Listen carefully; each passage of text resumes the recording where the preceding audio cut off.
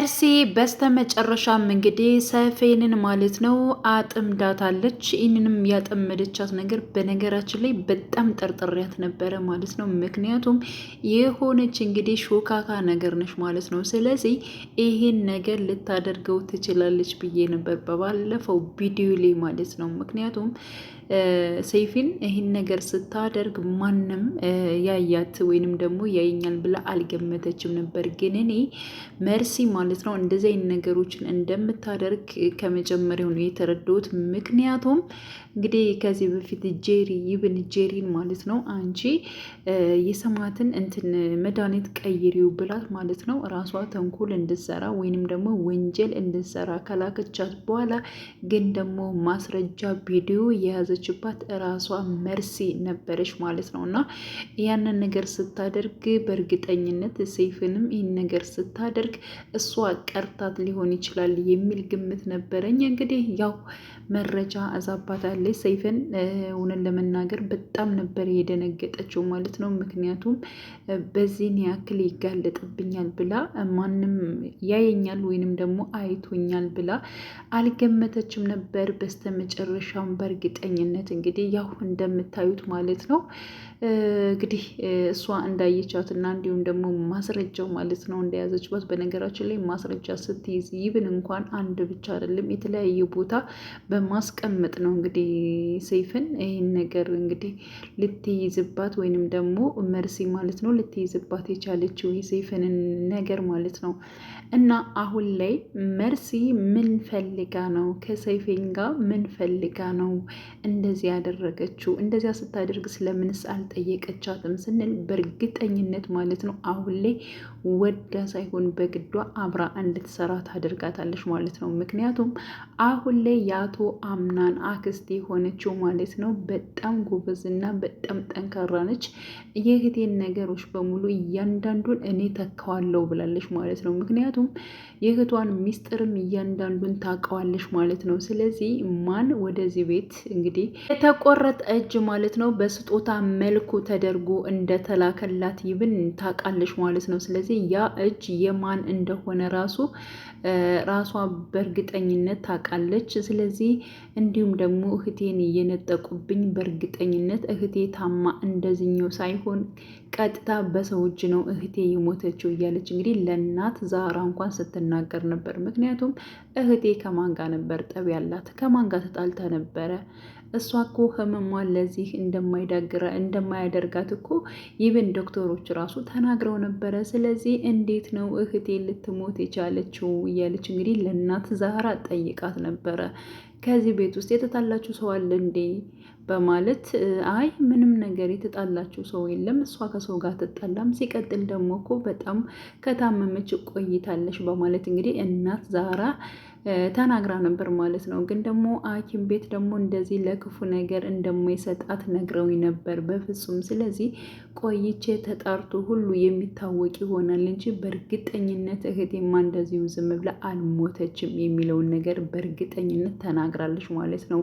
እና እየደወለች እያንዳንዱን ነገር ራሱ ለማጣራት እየሞከረች ነበር ማለት ነው። እና ቀጥታ ከዚህ ቤት የተላከውን የተባለውን እጅ ምስል የተላከውን ማለት ነው እና ያንን ግለሰብ ማን እንደሆነ የአቶ አምናን አባት ነው ወይንስ ደግሞ የአቶ አምናን ወንድም ነው? ምክንያቱም የበር ልጇ ሌላ እንደሆነ እንግዲህ እናት ሰማዕት ከዚህ በፊት ለራሷ ስትናገር ነበር። በነገራችን ላይ ያ ማለት አቶ አምናን ወንድም እንዳለው ማለት ነው። ስለዚህ የልጇ ሊሆን ይችላል አሊያም ደግሞ የባሏ ሊሆን ይችላል ማለት ነው። ግን ደግሞ የልጇ ቢሆን በእርግጠኝነት ማለት ነው አሁን ለምሳሌ እንግዲህ የአቶ አምናን አክስት የማን እጅ እንደሆነ የመጣው ማለት ነው አውቃለች ማለት ነው። ግን ደግሞ የልጇ እጅ እንኳን የበር ልጇ እጅ ቢሆን እንደዚህ ጉዳት የደረሰበት ወይንም ደግሞ እሱን አጥቅጠውት ገለውት ይሁን ቢሆን እና ሰማዕት ያን ጊዜ ማለት ነው ዝም አትልም። በጣም ታለቅስ፣ በጣም ትጎዳ ነበር፣ ሀዘን ላይ ትሆን ነበር ማለት ነው። ስለዚህ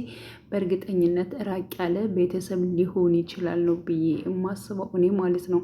እና ብቻ ግን ባጭሩ ያው የአቶ አምናን አክስት ማን እንደሆነ በቃ ይህን ሰው ግለሰው ሆን ብለው እንደዚህ እንዳደረጉ እህቴም በሰው እጅ እንደሞተች ነው የምረዳው በማለት እያንዳንዱን ነገር ለማጣራት ተነስታለች። ሲቀጥል ደግሞ ማለት ነው ጄሪን ማለት ነው ያው ከመርሲ ጋር እንዳትሆን ነግራታለች፣ አስጠንቅቃታለች ማለት ነው። ምክንያቱም የዚህ ቤት አካል እኔ፣ አንቺ፣ አቶ አምናን ነው። ስለዚህ ሌላው እንግዳ ነው ብላታለች ማለት ነው። ስለዚህ ቤት አይመለከተውም። ስለዚህ ማውራት ያለብሽ ማውራት የምትፈልጊውን ነገር ማውራት ያለብሽ ለቤተሰብ ነው እና ከመርሲ ጋር ያለሽን ግንኙነት ጓደኝነት ማቆም አለብሽ በማለት እንግዲህ ለጀሪ ማስጠንቅቃታለች። ጀሪ ድንግጥ ብላለች ማለት ነው። እንዴት ሊሆን ይችላል?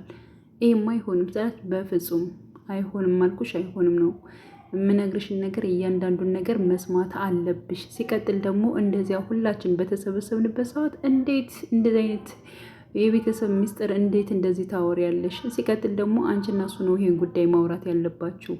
ከሁሉ በተሰበሰበው አይደለም ማውራት ያለብሽ። ምክንያቱም ምን ብላለች ጀሪ እንግዲህ ሁላቸው በተቀመጡበት የምድር ራሱ ያው ቤሌን ራሱ ባለችበት እንዲሁም ደግሞ የአቶ አምናን አክስት ባሉበት ሁላቸው በተሰበሰቡ በሳሎን በተቀመጡበት ሰዓት ምንድን ያለችው እንግዲህ አቶ አምናንን ጠርታ ማለት ነው የምነግርህ ነገር ነበረኝ በማለት እንግዲህ ያው ማርገዟን ነው የተናገረችው ማለት ነው። እና ማርገዟ ይብን ራሱ አቶ አምናን ደስተኛ አይደለም። ለምን ምንድን ነው ምናምን ነገር ብሎ ነው የተናገረው። ከዛ አክስቱ እንደውም እንዴት እንደዚህ ትላለህ በማለት ነው የመለሰችለት ማለት ነው። ሲቀጥል ጀሪን እንደዚህ አይነት ነገር ደግሞ ለግላችሁ ነው እንጂ ማውራት እንደዚሁ ዝም ብላችሁ አይደለም ማውራት ያለባችሁ በማለት እንግዲህ ተናግራለች። ሲቀጥል ደግሞ ቤሌን ወዲያውኑ ተነስታ ነበር፣ ተናዳ ተበሳጭታ ስለነበር ተነስታ ነበር የሄደችው። እንዲሁም ደግሞ አቶ አምናን ተከትሏት ነበር። ለምንድን ነው እንደዚህ የተናደርሽው? ምንድን ነው የሆንሽው? ቅር ያለሽ ነገር አለ ወይ በማለት ጠይቋት ነበር። ምንም ቅር አላለኝም፣ ዝም ብዬ ነው በቃ ማረፍ ስለምፈልግ ወደ ክላሴ መግባት ስለምፈልግ ነው የተነሳሁት በማለት እንግዲህ ለአቶ አምናን መልሳለች ማለት ነው ቤሌን። እና በዚያን ሰዓት እጅጉን በጣም ነበር ያዘነችው። ወደ ክላሷ ገብታ በጣም ነበር ያለቀሰችው። ምክንያቱም አቶ አምናንን በጣም ትወደዋለች፣ ታፈቅረዋለች ማለት ነው። አቶ አምናንም ያለ መሸነፍ ነው እንጂ በጣም እንደሚወዳት እንደሚያፈቅራት ሁላችንም እንደምናየው ነው ማለት ነው። ሲቀጥል ደግሞ እናት ስማት ከዚህ በፊት ማለት ነው ከመሞቷ በፊት ያው ልጄ አንቺን እንዲያገባ ነው የምፈልገው፣ ግን ደግሞ በቃ አንቺ ሴት ልጅ ነሽ፣ ስለዚህ እንደምንም ብለሽ ወንድ ልጅን ለራስሽ ማድረግ ትችያለሽ እያለቻት ነበር። ያንን ነገር ራሱ እያስታወሰች ማለት ነው እጅጉን ስታለቅስ ነበር ማለት ነው። እና አሁን ላይ እንግዲህ ሮቹን ለመተው ከአቶ አምናን ለመውጣት በጣም እየታገለች ትገኛለች። እንግዲህ እናት ዛህራ ደግሞ ለምን ለአንድ ሰው ብለሽ ለምን የምትፈልጊውን ነገር ስሜትሽን እንዴት መከተል ትተያለሽ እያለቻት ነበር። ግን ደግሞ አሁን ላይ ጄሪ እርጉዝ ነች በማለት እንግዲህ ተናግራለች ማለት ነው። ስለዚህ እነሱም ደግሞ በመሀላቸው ገብቼ መበጥበጥ አልፈልግም። አሁን እኮ በቃ አባት ሊሆን ነው። ስለዚህ ልጅን ያለ አባት ማስቀመጥ ነው የሚሆንብኝ በፍጹም። በዚያ ላይ ደግሞ በዚህ ልጅ በዚህ ቤት ስም ይጠራል እያለች እንግዲህ ያው ቤሌን ስታወራ ነበር ማለት ነው። ግን ደግሞ በቃ ያልሽው ነገር ልክ አይደለም፣ ግን ደግሞ እስኪ እኔ በማለት እንግዲህ እና ዛራም ተቀብላለች ማለት ነው። እና አሁን ላይ ማለት ነው አቶ አምናንና እንዲሁም ደግሞ ጀሪ እያወሩ ነበር። ምክንያቱም አስበሽበት ነው ወይ እንደዚህ ያረገሽው በማለት እንግዲህ ሲናገር በቃ እንዴ አንተ ደስተኛ አይደለም እንዴ በማለት ጠይቀው ነበረ። ግን ደግሞ እሱ ያላባት ነው ያሳደገችው እናቱ ማለት ነው። እኔ ያላባት ነው ያደግኩትኝ፣ አሁን ደግሞ እናቴን አጥቻለሁ። ስለዚህ አባት የመሆን ሞራሌ ራሱ አሁን ላይ የለም፣ ዝግጁ አይደለሁም በማለት እንግዲህ መልሶላታል ማለት ነው። ጄሪ እኔ በጣም ደስተኛ ነኝ፣ በቃ ለምንድን ነው ደስ ያለሽ በማለት እንግዲህ ጠይቋት ነበር። በነገራችን ላይ እሱን የምትፈልገው ራሱ ወደው አፍቅረው አይደለም ማለት ነው። ስለ ገንዘቡ ስለ ንብረቱ ነው፣ የእሱን ንብረትና የእሱን ገንዘብ መቆጣጠር ነው የምትፈልገው ማለት ነው እንጂ አትወደውም አታፈቅረውም ማለት ነው። እና ያንን ነገር ነው እንግዲህ በውስጧ ስትናገር እየነበረችው ማለት ነው። እና ለአቶ አምናን ደግሞ ምንድን ነው የመለሰችው? በቃ አንተ ጋር ተጋብቶ መኖር እንደዚሁም ልጅ ወልጄ መኖር እጅጉን ነው በጣም ደስ የሚለኝ የሚል ነገር ነበር የተናገረችው ማለት ነው። እና በቃ አንተስ ምንድን ነው ደስ የሚልህ ነገር እያለች ስትጠይቀው ነበር። በነገራችን ላይ ይብን ራሱ እሷ ስለ ራሷ ስታወራለች፣ እሱ ደግሞ ስለ ቤሌን ነው ሲያወራ የነበረው። በቃ ምንም ቢሆን ምንም ቤሌን እውነት አገባሻለሁ እያለ ነበር ማለት ነው። በነገራችን ላይ በጣም ብዙ ነገሮች ይፈጠራሉ፣ ብዙ ነገሮች ይከሰታሉ። ግን ደግሞ እርግጠኛ ነኝ አቶ አምናን ማለት ነው ቤሌንን ያገባታል። ምክንያቱም በቃ እሷንና እሷን ብቻ ነው የሚያስበው ማለት ነው። እና እስካሁን ስለ እናቱ ነበር። አሁን ላይ ደግሞ ትንሽ እንኳን ስሜት የሚሰማው ወይንም ደግሞ ማሰብ የሚችለው ስለ ቤሌን ብቻ ነው ማለት ነው። እና አሁን ላይ እንዴት መረጋጋት እንዳለበት በቃ ሁሉን ነገር ተወው እባክህን መጽናናት መቻል አለበት እያለች እንግዲህ ታሪክም እየነገረች እያጽናናቸው ያለችው ራሱ ቤሌን ነች። እውነት ለመናገር ጄሪ ይህን ያክል ራሱ እንዲጽናና ከሀዘኑ እንዲወጣ ራሱ ምንም እያደረገች አይደለም ማለት ነው።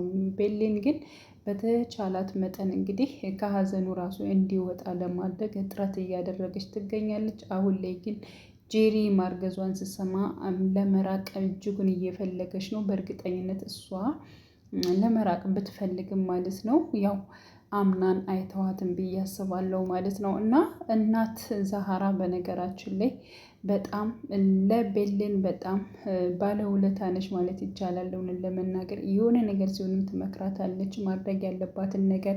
ይህን ራሱ አቶ አምናንን አሁን በቃ ተወዋለሁ ብላ ስታስብ ለምንድን ነው የምትተይው እያለቻት ነው ማለት ነው። መተው እንደሌለባት እና ተስፋ መቁረጥ እንደሌለባት ነው ስትነግራት የነበረችው ማለት ነው። እና በስተ መጨረሻ የተፈጠረው ነገር እውነት ለመናገር በጣም ነው እንትን ያለው ማለት ነው። ጽዮን በጣም ድርቅ ብላ ነው የቀረችው። በእርግጠኝነት አብረው ማለት ነው የሚሰሩት ብዬ አስባለሁ። ምክንያቱም እሷም ተንኮለኛ ነች፣ እሷም ተንኮለኛ ሆነው በእርግጠኝነት አሁንም የአቶ አምናንን አክስት ነው የሚያሳብዷት ብዬ ነው የማስበው። እንግዲህ ቀጣይ ፓርቱን አብረን የምናይ ይሆናል ማለት ነው። ውዴ ቻናሌ ተከታታዮቼ ቤተሰቦቼ በያላችሁ በሰላማችሁ ይብዛልኝ። ለቤቴ አዲስ የሆናችሁ የደውል ምልክቱን በመጫን ቤተሰብ ይሁን ለማለት እወዳለሁ። መልካም ጊዜ